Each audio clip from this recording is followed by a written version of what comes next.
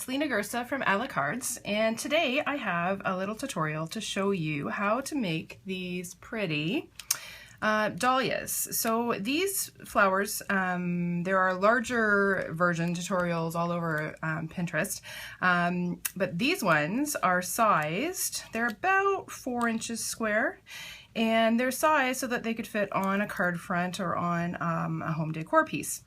So to make these, you need to use lightweight paper. So the perfect paper for this is Stampin' Up's Cherry on Top cotton paper assortment.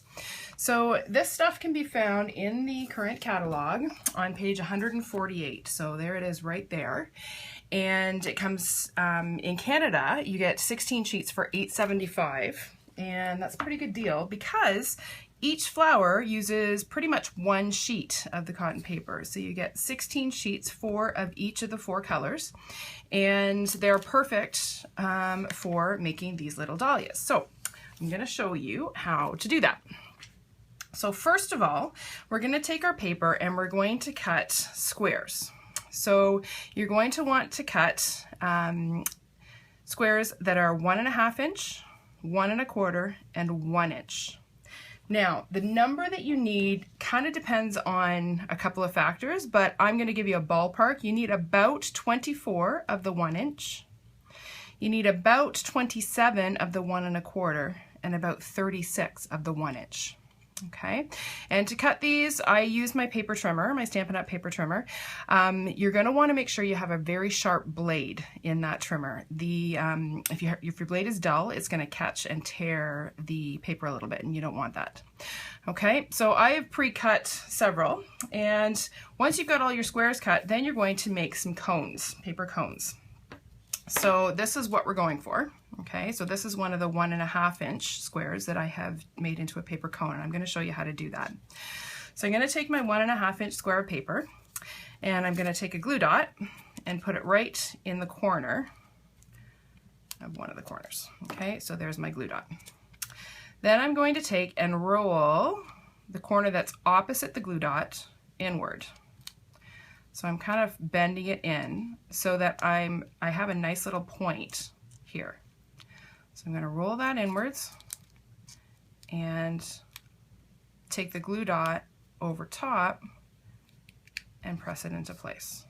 And there's my cone. Don't worry if it gets a little bit crumpled. It's all right, that won't be visible. The only part that you're really going to see is this tip. So this is going to form one petal on our dahlia. Okay, so that's going to be one of the petals. So you're going to make a whole bunch of those. So that's the 1.5 inch. 1 1/4 inch, same thing. I'm going to take a glue dot, put it in the corner, roll the opposite corner inward, and then wrap that glue dot over top. Okay, so that gives us a slightly smaller petal. And then the 1 inch, these guys are a little bit fussy because the squares are so tiny, and unless you have really tiny fingers, it can be a bit challenging. I do not have tiny fingers. Mine are a little on the pudgy side. So what I like to do is I'll take and roll it like I do the other ones. And then I kind of take the handle of a paintbrush just so that I have something to press against when I'm wrapping so that I can stick that glue dot on. Okay, so these ones take a little bit more effort, but with some practice, they're pretty easy as well. Okay, so now I've got a whole bunch of cones. Now what do I do with them? Well, I'm going to take and punch a base for my flower. This is a 2 inch circle that I punched from thick Whisper White cardstock, which happens to be on the next page over in the catalog on page 149. Love this stuff.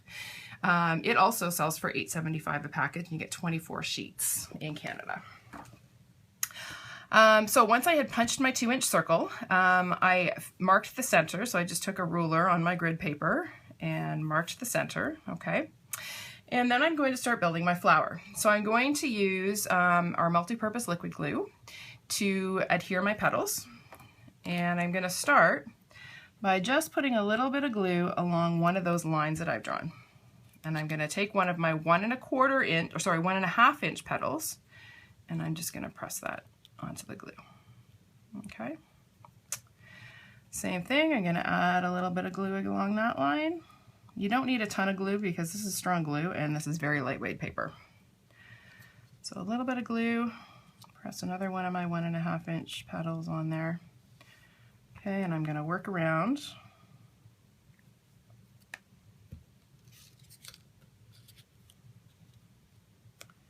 And one more.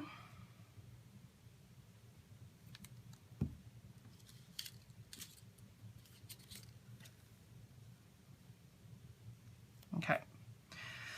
So then I'm going to want to fill in. So I'm going to go halfway between, put a little line of glue, and another petal.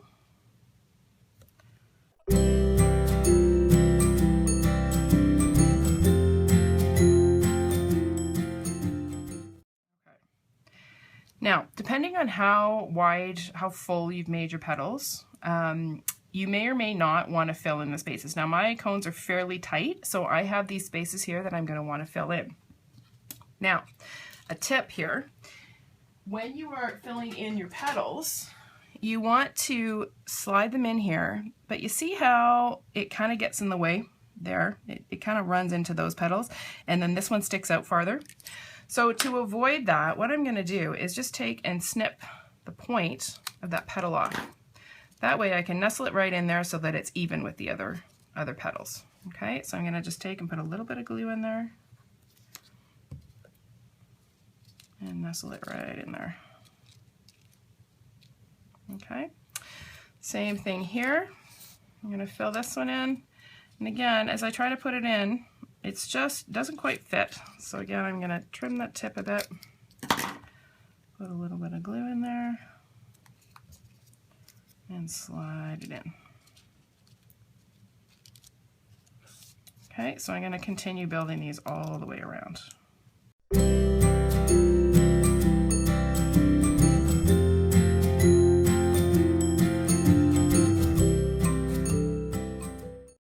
Okay, so now I have the first layer of petals for my flower.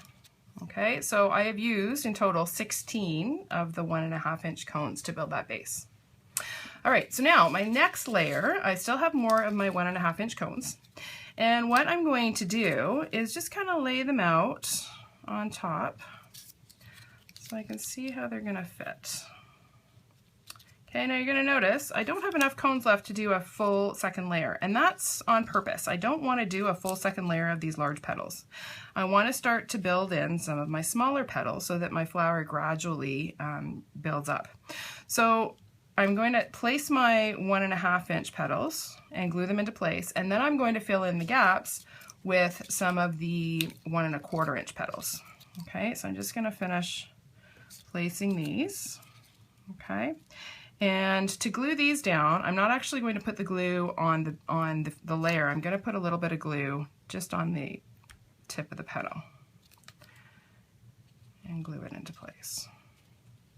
Okay, the other thing you want to make sure of is that your petals are offset. So you don't want to glue a petal right on top of a previous petal. You want to kind of offset them. So you see how there's 2 petals there, so I'm gluing one in the middle of those 2.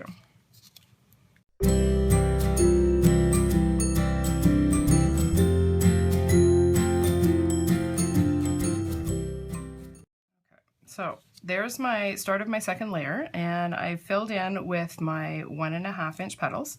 Now I'm going to take some of my 1.25 inch petals and I'm going to fill in the spaces. So you'll see those will nestle in there quite nicely in between the petals.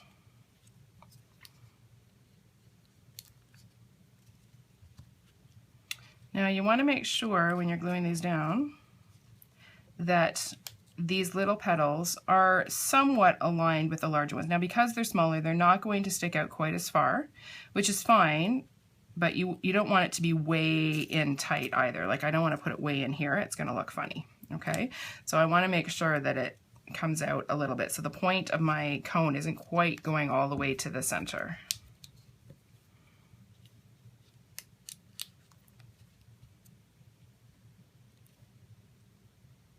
And the nice thing about this liquid glue is it doesn't set up immediately, so it gives you a little bit of time to play around and arrange them just the way you want them.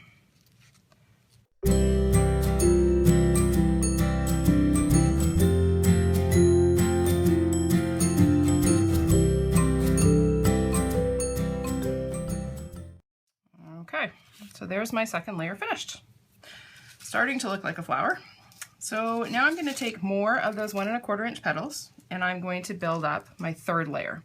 So same way I did when I was building my second layer, I want to offset my petals. So again, I want to make sure that I'm not gluing one right on top of a lower petal. I want to glue it right in between. Okay, so there's 2, so I'm going to glue right in there. Okay, so I'm going to build my second layer using my third layer using the 1 1/4 inch petals.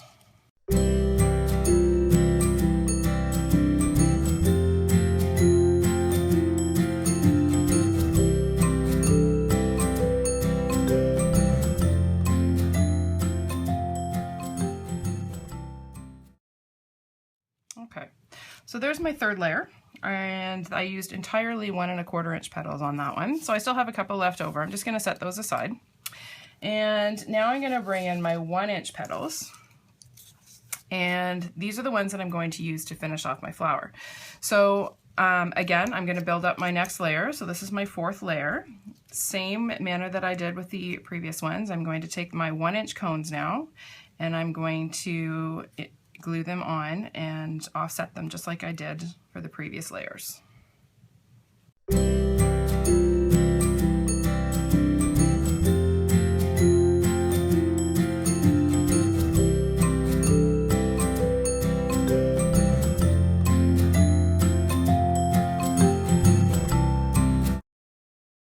Okay, so again, I have a few little cones left over, but I'll set those aside for my next project.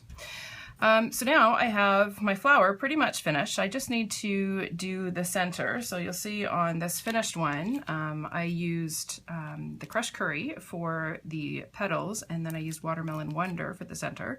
We're going to do the opposite on this one. I've used Watermelon Wonder for the petals, and we are going to use crushed curry for the center.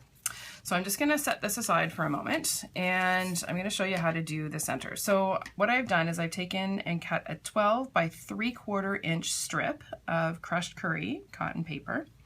And what I'm going to do is take a piece of tear and tape, and I'm going to run it along one long edge. So I'm just going to lay it down there, and I'm going to run it all the way along that edge.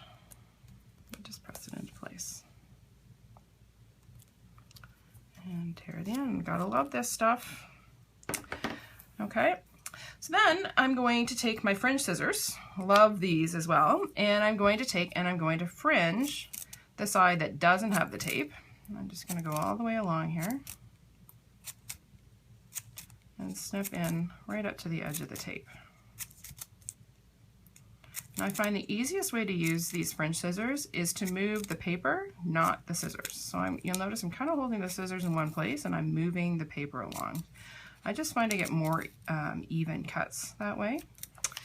Okay, so now I've got my fringe strip, and now I need to roll it. So I'm going to take and remove the liner of the tear and tape. Now I tend not to take it all off at once. I kind of hold it between my fingers. That way I don't have this big long sticky strip and have it end up getting in places I don't want it. So I just kind of take off a little bit from the end, and then I'm just going to take and I'm going to kind of squish the one end and roll it on itself. So this is with the adhesive up, and I'm just going to start rolling. And it's not going to be terribly pretty to start. That's okay. I'm just going to start rolling, and eventually I'll be able to get a nice looking coil. So